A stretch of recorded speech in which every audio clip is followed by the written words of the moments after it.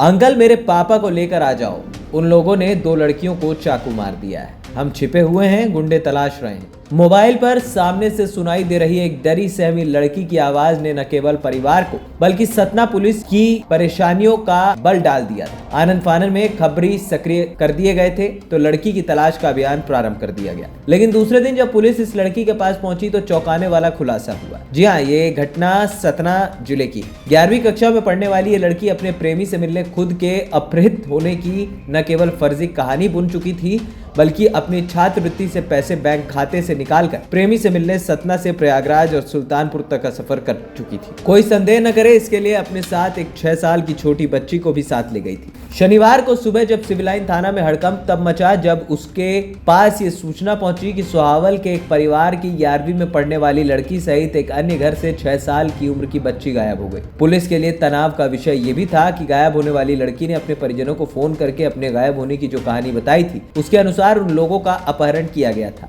इतना ही नहीं, इस कहानी में उसने अपने साथ सतना से भी अन्य लड़कियों के अपहरण की कहानी सुनाई थी। आनन फानन में मामला पुलिस अधीक्षक के संज्ञान में लाया गया। प्राथमिक तौर पर जो कहानी लड़की बता रही थी उसमें कई खामियां नजर आ रही थी, लेकिन पुलिस रिस्क नहीं ले सकती थी। अगर कहानी सही होती तो यह सतना के इतिहास में ह्यूमन ट्रैफिकिंग की सबसे बड़ी घटना होने जा रही थी। दरअसल पुलिस अधीक्षक इस संवेदनशील मामले में किसी तरीके का रिस्क लेने को तैयार नहीं थे। एक और जहां लड़की के मोबाइल नंबर के आधार पर उसकी लोकेशन की खोज शुरू करवाई गई तो दूसरी ओर उन्होंने रेलवे लाइन के किनारे सर्च ऑपरेशन प्रारंभ कराया, क्योंकि लड़की ने मोबाइल में बताया था कि कुछ लड़कियों को ट्रेन से फेंक दिया गया। मझगांव की ओर से पुलिस का एक दल जैतवाड़ा की ओर पैदल रेलवे लाइन के किनारे सर्चिंग में निकला तो सतना से दूर जल जैतवाड़ा की ओर पैदल रवाना हुए। पूरी पटरी के दोनों किनारे तलाश में जब कुछ नहीं मिला तो पुलिस ने राहत की सांस ली। इधर पुलिस की साइबर सेल लड़की के मोबाइल की लोकेशन पता करने में जुटी थी। पता चला कि लड़की का मोबाइल प्रयागराज में एक्टिवेट है। आनन फानन में पुलिस की टीम गठित की गई और प्रयागराज के लिए रवाना की गई। इस टीम के साथ लड़की के पिता भी साथ ले जाए गए।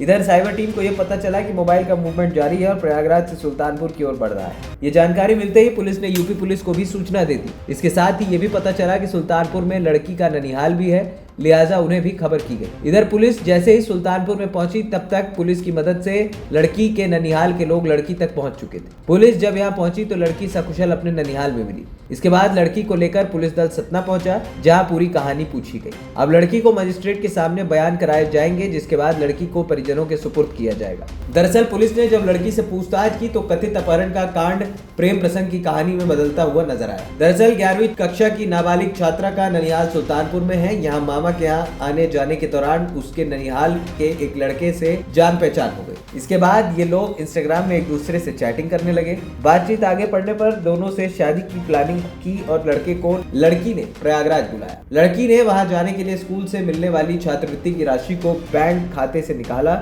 और कोई शंका न करे इसलिए अपने साथ एक 6 साल की अन्य लड़की को लेकर सोहावल से सतना के लिए निकली। इसके बाद सतना से ट्रेन द्वारा प्रयागराज पहुंची। यहाँ पर बस स्टैंड में 2 घंटे इंतजार किया, लेकिन लड़के के नहीं पहुंचने पर उसने फिर अपने परिजनों को फोन लगाकर अपहरण की कहानी सुनाई। इधर पुलिस की सक्रियता से लड़की की लोकेशन मिल चुकी थी। इसके बाद लड़की की लोकेशन सुल्तानपुर की ओर मूव करती हुई दिखी, जिसकी सूचना लड़की के ननिहाल को दी गई।